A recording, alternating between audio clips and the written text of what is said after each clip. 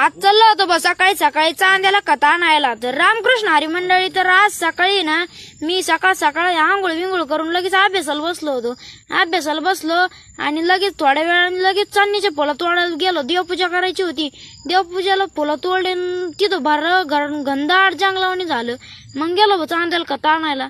गोळ्या बिळ्या आणल्या, घरी आणून टाकले. वटर असतल्या पावसा पाण्याच्या काही व्यव नाही. भुईमुगात झाड किती भारी झालेलं आहे. असं कसं झाड झालंय काय माहिती, कोणत्या जातीत झाड उगलं काय ते.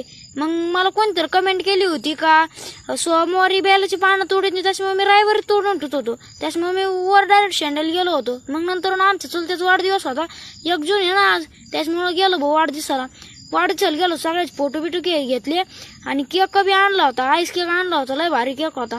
मग बर्थडे सेलिब्रेशन चालू होतं भाऊ. किती भारी केक कापण्यात चालू होतं. हॅपी बर्थडेचं गाणं बी म्हणत होते. मग मित्रांनो मी लगेच बॅडमिंटन खेळायला लागलो. तर फुलच गेलं भाऊ एवढे मोठे गाचपानात, कसं सापडा ते.